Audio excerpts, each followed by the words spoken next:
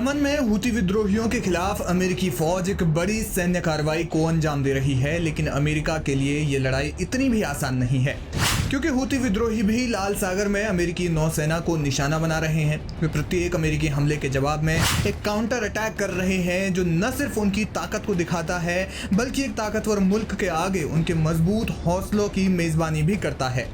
हुती विद्रोहियों ने अमेरिका के साथ तनाव के बीच एक बड़ी सफलता हासिल की है। दरअसल एक अमेरिकी ड्रोन यमन के उत्तरी प्रांत सादाह के आसमान में देखा गया। ये ड्रोन आम ड्रोन की तुलना में अलग था, क्योंकि ये एक जासूसी ड्रोन था जो अमेरिका और इसराइल को खुफिया जानकारी दे रहा था।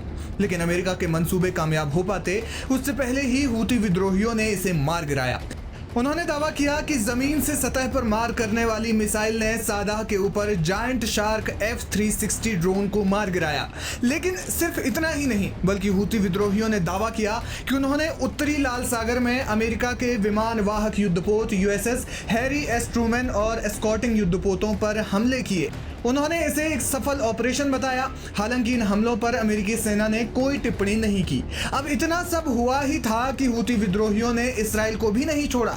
अमेरिकी ड्रोन को मार गिराने और लाल सागर में USS हैरी ट्रूमैन को निशाना बनाने के बाद उन्होंने इसराइल पर भी हमला कर दिया। राजधानी तेल अवीव में हुती विद्रोहियों ने याफा ड्रोन से हमला किया। IDF ने भी इस हमले की पुष्टि की। हालांकि उन्होंने ये भी कहा कि इस हमले को हवा में ही रोक दिया गया। हुती विद्रोहियों के सैन्य प्रवक्ता याह्या सारी ने कहा कि उनके हमलों का मकसद अमेरिका समर्थित इसराइल पर गजा पट्टी के खिलाफ आक्रमण रोकने और फिलिस्तीनी क्षेत्रों में मानवीय सहायता पहुंचाने के लिए दबाव डालना है। रमजान के दौरान गजा में इसराइल ने जोरदार हमले किए, जिसमें एयर स्ट्राइक से लेकर जमीनी हमले तक शामिल थे। 7 अक्टूबर 2023 के बाद से अब तक हुए इन हमलों में एक भीषण नरसंहार हुआ है। गजा के स्वास्थ्य मंत्रालय के मुताबिक इसराइली हमलों से गजा पट्टी में 50,000 से ज्यादा लोगों की मौत हो गई है। हालांकि मुल्क के सरकारी आंकड़े कुछ और ही बयां करते हैं, जिनके मुताबिक हमले में मृतकों की संख्या 61,700 है, क्योंकि हजारों लोग लंबे वक्त से लापता हैं और अनुमान लगाया जा रहा है कि वे इसराइली बमबारी में मारे गए हैं।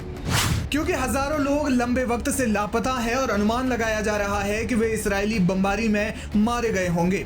हुती विद्रोही कई बार इसराइल को ये चेता चुके हैं कि अगर गजा पर हमले बंद नहीं हुए तो इसराइल पर भी उनके हमले नहीं रुकेंगे। हमास के साथ हुए जंगबंदी समझौते के दौरान भी उन्होंने यही कहा था, इसलिए वे हमले जारी रखे हुए हैं। अमेरिकी सैन्य कार्रवाई से पहले उन्होंने लाल सागर में मगरबी ममालिकों यानी पश्चिमी देशों को इस कदर परेशान कर दिया था कि अमेरिका को 30 से ज्यादा देशों के साथ मिलकर एक सैन्य गठबंधन बनाना पड़ा, वो भी अकेले हुतियों के हमलों से जहाजों की रक्षा करने के लिए। यह गठबंधन पूर्व राष्ट्रपति जो बाइडेन के नेतृत्व में बनाया गया था। हुतियों ने अमेरिका या इसराइल से ताल्लुक रखने वाले देशों के जहाजों पर एक तरह से कहर बरपा दिया और दुनिया के एक बड़े व्यापारिक मार्ग यानी लाल सागर में मोर्चा खोल दिया। अब उन्होंने इसराइल और अमेरिका पर एक साथ सैन्य कार्रवाई की है। पिछले कुछ दिनों में उनके द्वारा किए गए बड़े हमलों में से ये एक है और कहा जा रहा है कि आगे भी जारी रह सकते हैं।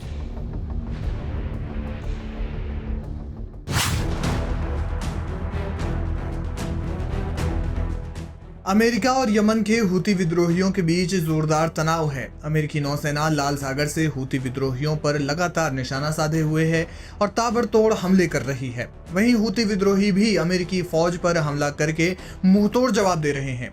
लेकिन ये विद्रोही सिर्फ अमेरिका से ही नहीं लड़ रहे हैं, बल्कि वे इसराइल पर भी हमले कर रहे हैं। इसी कड़ी में हुतियों ने राजधानी तेल अवीव में इसराइल के मिलिट्री बेसों पर हमला किया है। हुती विद्रोहियों ने इस हमले के बारे में जानकारी दी। उन्होंने कहा कि अभियान फिलिस्तीनी लोगों के समर्थन में चलाया गया। हुतियों के सैन्य प्रवक्ता याह्या सारी ने समूह के अल मसीरा टीवी पर एक बयान में कहा, यमन के ड्रोन बलों ने इसराइल के कब्जे वाले याफा क्षेत्र में एक इसराइली मिलिट्री बेस को याफा टाइप ड्रोन से निशाना बनाया। जब तक इसराइली हमले बंद नहीं हो जाते और गजा पट्टी पर नाकाबंदी नहीं हट जाती, तब तक हमारे बल उत्पीड़ित फिलिस्तीनी लोगों के समर्थन में अपने कर्तव्यों का पालन करना जारी रखेंगे। याह्या सारी ने इस बात पर जोर दिया कि ऑपरेशन फिलिस्तीनी लोगों के समर्थन में चलाया गया था। यह हमला उन मासूम फिलिस्तीनियों के लिए किया गया जो गजा पट्टी में भीषण नरसंहार का सामना कर रहे थे। यह हमला उन लोगों के लिए किया गया जो गजा में इस्राएली हमलों का सामना कर रहे थे और हमलों का सामना करते करते वो मारे गए। याह्या सारी ने यह भी कहा कि एक अमेरिकी जायंट शार्क F-360 ड्रोन जो अमेरिका और इसराइल के लिए खुफिया जानकारी जुटा रहा था, उसे यमन के सादा में अलग हमले में हूतियों की वायु रक्षा प्रणालियों द्वारा मार गिराया गया।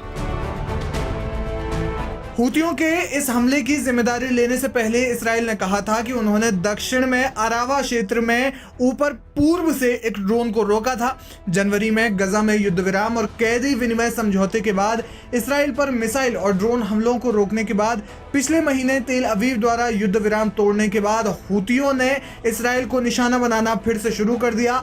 मिडिल ईस्ट में लगातार तनाव बढ़ रहा है और कब थमेगा ये कोई नहीं कह सकता, लेकिन बीते साल पहले इस्राएल, हमास और हिजबुल्लाह के बीच जंग होना, इसके बाद अमेरिका का यमन पर आक्रमण करना इलाके में गंभीर तनाव की स्थिति को दर्शाता है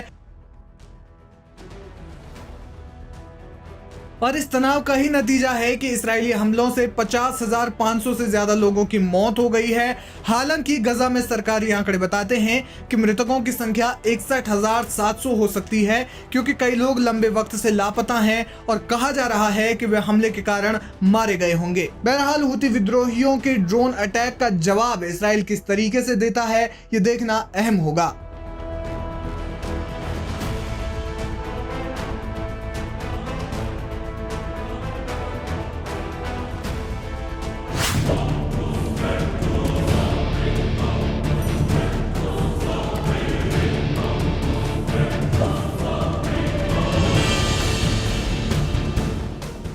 अमेरिका इन दिनों हूती विद्रोहियों पर कहर बरपा रहा है। अमेरिकी राष्ट्रपति डोनाल्ड ट्रंप ने शनिवार को एक वीडियो शेयर करते हुए दावा किया है कि उन्होंने हूतियों पर बमबारी की है। वीडियो में दावा किया गया है कि कैसे 25 सेकंड में ही हूती विद्रोहियों के एक गुट को खत्म कर दिया गया। राजनीतिक और रणनीतिक लिहाज से ये वीडियो काफी मायने रखता है।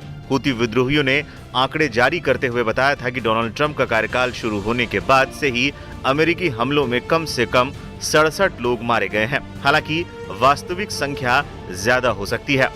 ट्रंप द्वारा शेयर किए गए वीडियो में क्या है? डोनाल्ड ट्रंप के वीडियो में देखा जा सकता है कि कई लोग गोलाकार बनाकर खड़े हैं। इसके बाद अचानक विस्फोट होता है। तेज चमक के बाद पूरा इलाका धुएं और धूल के गुबार में समा जाता है। इसके बाद वीडियो जूम आउट होता है और बड़ा इलाका इस धुएं की गिरफ्त में दिखाई देता है। इसमें 2 गाड़ियां भी दिखाई देती हैं। अनुमान ये लगाया जा रहा है कि इन गाड़ियों का इस्तेमाल हमले के लिए किया गया होगा। डोनाल्ड ट्रंप ने वीडियो शेयर करते हुए लिखा, ये हूती हमले की साजिश के लिए इकट्ठा हुए थे। अब हूती कोई हमला नहीं कर पाएंगे। अब वे हमारा शिप नहीं डुबो सकते। अमेरिकी हमले पर हूती विद्रोहियों ने क्या कहा? हूती विद्रोहियों ने अब तक अपने किसी भी नेता की मौत की बात स्वीकार नहीं की है। उधर अमेरिका ने भी किसी भी मारे गए विद्रोही नेता का नाम उजागर नहीं किया है। हालांकि ट्रंप प्रशासन के अधिकारियों के बीच हुई बातचीत के लीक होने पर यह जानकारी सामने आई है कि विद्रोहियों के मिसाइल बम से एक नेता को निशाना बनाया गया था। डोनाल्ड ट्रंप के दावे पर उठ रहे हैं सवाल। इस बीच सोशल मीडिया पर कई ऐसी तस्वीरें तैरने लगी है जिसमें यह दावा किया गया है कि ट्रंप प्रशासन ने ईद उल फितर मनाते आम यमनी लोगों पर बम बरसाए हैं। अपनी बात को साबित करने के लिए लोग कई तस्वीरें भी जारी कर रहे हैं जिसमें लोग वैसे ही खड़े नजर आ रहे हैं जैसा कुछ ट्रंप के शेयर किए गए वीडियो में नजर आ रहा है। क्या इससे ये मान लिया जाए कि ट्रंप प्रशासन ने यमन के निर्दोष लोगों पर बमबारी कर दी और उनकी जान ले ली? हालांकि इसका कोई पुख्ता सबूत अब तक सामने नहीं आया है। मामले को लेकर हूती विद्रोहियों की तरफ से भी कोई बयान अब तक सामने नहीं आया है, लेकिन इतना तो तय है कि ट्रंप अब हूतियों को कमजोर करने के इरादे से किसी भी हद तक जाने से नहीं हिचक रहे हैं। ये बताते चले कि लाल सागर में हूती जहाजों को निशाना बना रहे थे। हमास का समर्थन करने के लिए हूती इजराइल और अमेरिका के जहाजों को ज्यादा निशाना बना रहे थे। इसी का जवाब देते हुए अमेरिका ने हूतियों के ठिकानों को तबाह कर दिया। ये तो जगजाहिर है कि हूतियों को ईरान से समर्थन मिलता है। जानकारों का कहना है कि ये हमला ईरान के परमाणु कार्यक्रम का एक जवाब है। व्हाइट हाउस की प्रेस कॉन्फ्रेंस में भी कहा गया है कि इन हमलों से ईरान कमजोर हो गया है। हालांकि अब देखना है अमेरिका के इन ताजा हमलों के बाद हूतियों की तरफ से क्या प्रतिक्रिया सामने आती है।